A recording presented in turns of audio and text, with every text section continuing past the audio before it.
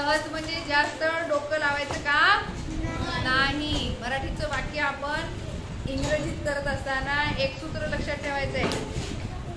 1 3 2 एक ट्रिक्स आहे आणि त्या पद्धतीनं 1 3 2 या पद्धतीनं आपल्याला वाक्य लावायचंय.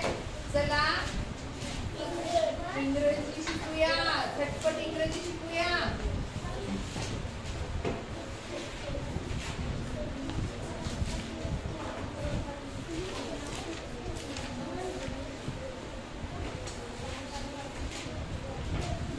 बघा आपल्याला इंग्रजी तर शिकायचे पण झटपट शिकायचे. मग कसं शिकायचं तर या पद्धतीने लक्षात ठेवायचं. मराठीतलं वाक्य कर्ता कर्म क्रियापद असं असते तर आपल्याला असं न करता इंग्रजीमध्ये कर्ता क्रियापद कर्म या पद्धतीने आपल्याला ते वाक्य करायचं आहे. वाक्य बघा कसं आहे. ते माझे पुस्तक आहे. ते माझे पुस्तक आहे. हे माझे पुस्तक आहे. याचे 3 भाग करायचे. बघा एक कर्ता, हे कर्म आणि हे क्रियापद.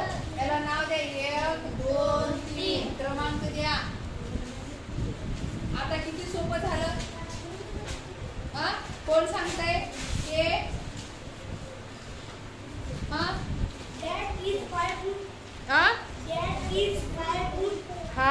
दॅट. आता बघा ते माझे पुस्तक आहे.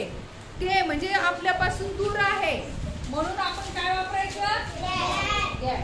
आणि हे माझे पुस्तक काय म्हणल्यावर इथं काही दॅट. बघा आहे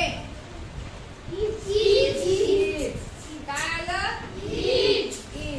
दॅट इज माझे दॅट इज माय बुक. काय आलं that is a my book. हे माझे पुस्तक आहे. समजलं. पुढचं वाक्य ते एक झाड आहे.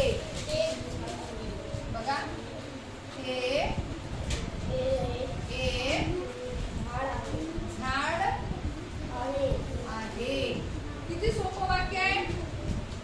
कसं होईल इंग्लिश मध्ये. कर्ता कर्म क्रियापद. सांगा. त्या दिवशी तुम्हाला सांगितलं होतं काय वापरायचं दॅट. पुढं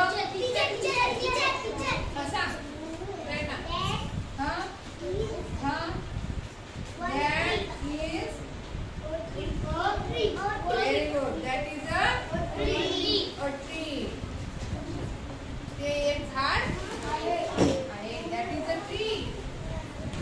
व्हेरी गुड. पुढचं वाक्य मला आईस्क्रीम आवडते.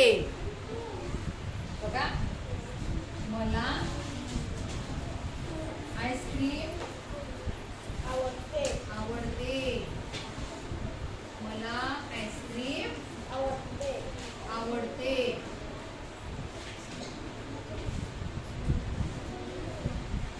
बघा मला आईस्क्रीम आवडते. 1 नंबर 2 नंबर 3 नंबर. मला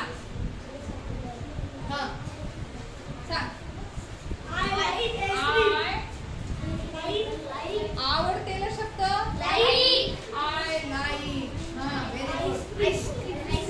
आता आईस्क्रीमचं पहिलं अक्षर आय आहे. काय लागल I like and ice cream. Ice cream